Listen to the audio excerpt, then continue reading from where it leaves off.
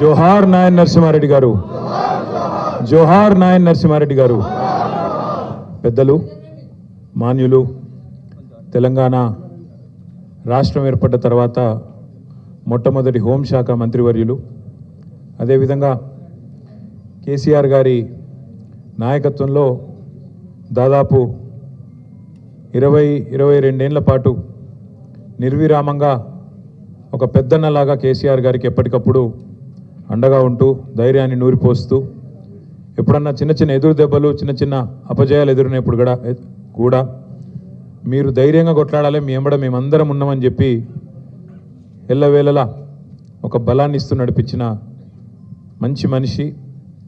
చిన్నపిల్లాడి మనస్తత్వం, ఎప్పుడు చూసినా ఎప్పుడు కలిసినా నవ్వుతూ, అంటే తాను దాదాపుగా 7-10 వయసులో పడ్డాక కూడా ఒక చిన్నపిల్లాడిలాగా నిష్కల్మషంగా ఎన్నడు కలిసినా ఎక్కడ కలిసినా మరి చిన్నపిల్లలతో పిల్లల్లాగా కలిసిపోయే ఒక మంచి మనస్తత్వం ఉన్న నాయకుడు.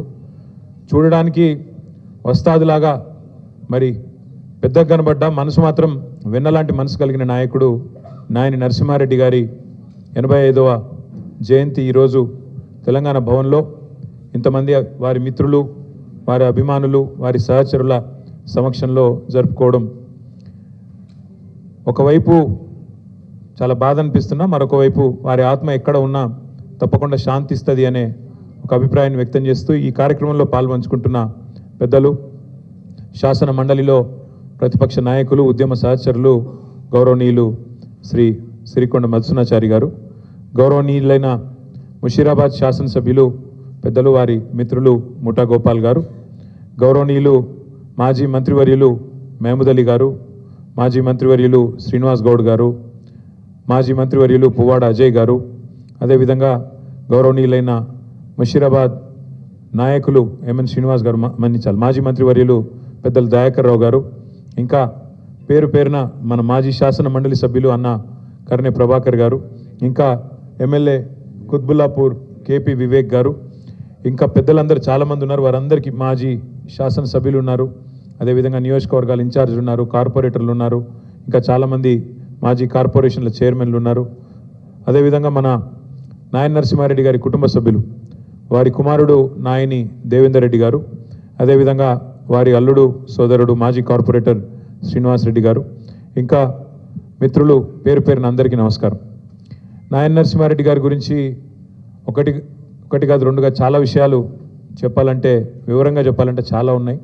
వారితో పాటు కేసుల్లో కూడా మేము కలిసి తిరిగేది, రైల్వే కేసుల్లో, తర్వాత ఉద్యమ కేసుల్లో వారు, నేను, అదేవిధంగా పద్మారావు గారు, ఇంకా కొంతమంది మేము మౌలాలి రైల్వే స్టేషన్లో రైలు రోకోలు చేసినప్పుడు, ఉప్పల్లో రాస్తా రోకోలు చేసినప్పుడు, ఉస్మానియా యూనివర్సిటీ కాడ మాణికేశ్వరి నగర్ బస్తీ కాడ గొడవ పోయినప్పుడు మా మీద రకరకాల కేసులు అప్పటి కాంగ్రెస్ ప్రభుత్వం పెట్టింది. సో ఆ కేసుల చుట్టూ తిరుగుతున్నప్పుడు మన ప్రభుత్వం వచ్చిన తర్వాత వారు హోంమంత్రిగా ఉన్నారు. నేను ఒకరోజు అడిగిన, అన్న ఎత్తే రాదే, మీరే హోంమంత్రి, మరి మీరు ఎత్తైపోతే ఇంకెవరు ఎత్తేయాలి మా మీద అంటే, వెంటనే డీజీపీని పిలిచి కేసీఆర్ గారు చెప్పినారు, వెంటనే అన్ని కేసులు ఎత్తేయాలని చెప్పి అన్ని కేసులు, ఉద్యమ కేసులు ఆ రోజు వెంటనే సమీక్షా సమావేశం పెట్టి వారే ఎవరి మీదనైతే కాంగ్రెస్ ప్రభుత్వం ఆనాడు కేసులు పెట్టిందో, ఎవరినైతే ఇబ్బంది పెట్టే ప్రయత్నం చేసిందో ఉద్యమంలో, వారే హోంశాఖ మంత్రిగా మొత్తం ఉద్యమకారులందరి మీద కూడా కేసులు ఎత్తేసే విధంగా వారికి ఆ బాధ్యత అప్పచెప్పింది పెద్దలు కేసీఆర్ గారు.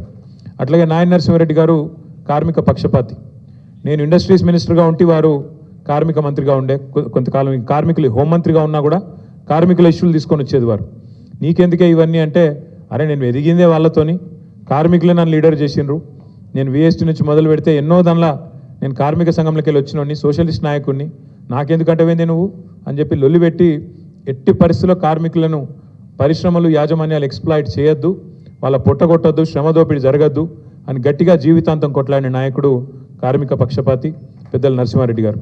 వారి గురించి, వారి యొక్క కమిట్మెంట్ గురించి చెప్పాలంటే, వారు సంపాదించింది పేరు, డబ్బు సంపాదించకపోవచ్చు కానీ పేరు మాత్రం అపారంగా సంపాదించారు. ఎంత పేరు ఎట్లా వస్తుందంటే మనిషికి జీవితంలో, నాకు బాగా గుర్తుంది, నేను పెద్దలు కేసీఆర్ గారితో పాటు ఢిల్లీలో ఉన్నా, 2005వ సంవత్సరమో 6వ సంవత్సరమో కరెక్ట్గా గుర్తులేదు.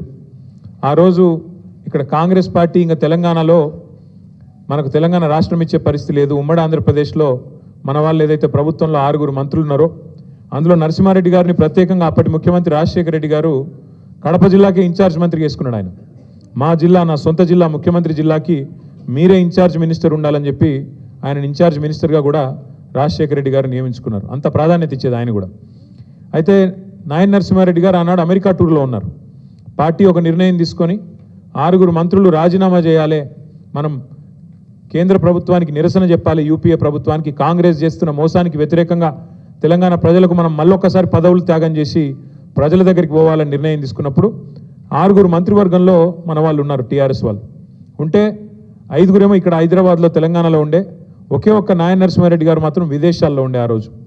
కానీ పార్టీ నిర్ణయం తీసుకున్నది నరసన్న, మీరు రాజీనామా చేయాలని చెప్పి వారికి ఫోన్లో సమాచారం అందిస్తే, మీరు నేను చెప్పేది నమ్మరు, ఇవాళ రోజుల్లో రాజకీయాల్లో అట్లాంటి పరిస్థితులు చాలా అరుదు. ఒక మంత్రి పదవి ఇడిచిపెట్టాలంటే అలకట్ ముచ్చట కాదు. అట్లాంటిది నరసింహారెడ్డి గారు అక్కడ, మనం ఇక్కడ అర్ధరాత్రి ఫోన్ చేస్తే సొంత దస్తూరితోని, ఆడ అది కూడా లేకుండా, కంప్యూటర్ లేకుండా, ఇంకోటి లేకుండా, సొంత దస్తూరితో తెలుగులో నేను నా మంత్రి పదవికి రాజీనామా చేస్తున్నా అని స్వదస్తూరితో చేతిరాతతో రాసి ఎక్కడికి పంపించాలి నేనని చెప్పి ఆ హోటల్లో ఫ్యాక్స్ మెషిన్ ఉంటే ఆ ఫ్యాక్స్ మెషిన్ పట్టుకొని రాజ్భవన్కు, ముఖ్యమంత్రికి ఇద్దరికి వెంటనే ఫ్యాక్స్ చేసి మన పార్టీ ఆఫీస్కి ఇంకొక కాపీ ఫ్యాక్స్ చేసి, అన్నా నువ్వు చెప్పినావు, కేసీఆర్ గారికి ఫోన్ చేసి అన్నా నువ్వు చెప్పినావు, ఇగో నేను 5 నిమిషాల్లో రాజీనామా చేసిన అని చెప్పి అమెరికాలో ఉంటే కూడా వెంటనే 5 సెకండ్లు కూడా ఆలోచించకుండా మంత్రి పదవిని అట్లా తీసి పారేసిండు నాయన్ నరసింహారెడ్డి గారు. అంటే అంత గొప్ప వ్యక్తి. సోషలిస్ట్ ఉద్యమంలో, కార్మిక ఉద్యమంలో, తెలంగాణ ఉద్యమంలో ఒక ఉద్యమ నాయకుడిగా, ఒక ఉద్యమ బిడ్డగా ఎదిగిన వ్యక్తి నాయన్ నరసింహారెడ్డి గారు. ఆనాడు 2001 సంవత్సరంలో పార్టీ పెట్టిన తర్వాత హైదరాబాద్లో మేయర్ ఎన్నికలు కొట్లాడాలన్నప్పుడు, జిహెచ్ఎంసీ కార్పొరేషన్ ఎన్నిక కొట్లాడాలన్నప్పుడు నేనున్నా కదా మీకు ఎందుకు అని చెప్పి ముందుకు వచ్చి పెద్దలు కేసీఆర్ గారికి ఆ రోజు మేయర్ అభ్యర్థిగా కూడా నిలబడి, ఆ రోజు ఇంకా మన పార్టీ ఇక్కడ బలంగా లేదు హైదరాబాద్లో, కానీ ఆ ప్రతికూల పరిస్థితిలో కూడా నేనున్నా అని ముందుకు వచ్చిన నాయకుడు నరసింహారెడ్డి గారు.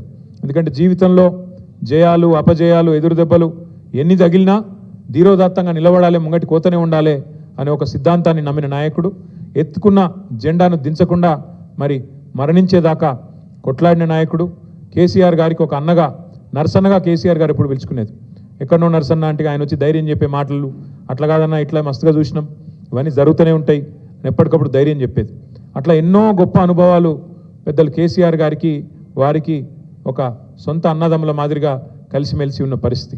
ఇవాళ వారు మన మధ్యన లేకపోవడం బాధాకరమైన విషయం అయినప్పటికీ, మరి వారి పేరున మనము ఏదైతే ఆర్టీసీ ఎక్స్ రోడ్లో ఒక బ్రహ్మాండమైన స్టీల్ బ్రిడ్జ్ కట్టుకున్నామో, కేసీఆర్ గారే చెప్పారు స్వయంగా, ఖచ్చితంగా దానికి నాయన్ నరసింహారెడ్డి గారి పేరు పెట్టండి అని చెప్పి ఆ బ్రిడ్జికి కూడా పెట్టుకొని వారి పేరు ముషీరాబాద్ నియోజకవర్గంలో కానీ హైదరాబాద్ ప్రజలకు కానీ శాశ్వతంగా గుర్తుండిపోయే విధంగా ఒక ఉక్కు మనిషికి ఉక్కు బ్రిడ్జి ఆయన పేరు పెట్టడం సముచితంగా ఉంటుందని చెప్పి ఆ స్టీల్ బ్రిడ్జికి కూడా వారి పేరు పెట్టుకున్నాం. అట్లాగే వారి కుటుంబానికి కూడా పార్టీ ఖచ్చితంగా అండగా ఉంటుంది. వారు దేవేందర్ రెడ్డి గారు కానీ, శ్రీనివాస్ రెడ్డి గారు కానీ, వారి కుటుంబ సభ్యులు కానీ కరోనా సమయంలో ఎంత ఇబ్బంది పడ్డారో, ఎంత తల్లడిల్లినారో మా అందరికీ కూడా తెలుసు. ఆరోగ్యపరమైన సమస్యలు, నరసింహారెడ్డి గారు వారి సతీమణి వరుసగా మరి ఇబ్బందులు పాలు కావడం, ఇవన్నీ కూడా కుటుంబాన్ని కొంత మనోవేదనకు గురి చేసినాయి. కానీ తప్పకుండా ఒక సోదరుడిలాగా దేవేందర్ రెడ్డి గారికి, శ్రీనివాస్ రెడ్డి గారికి అండగా ఉంటాం.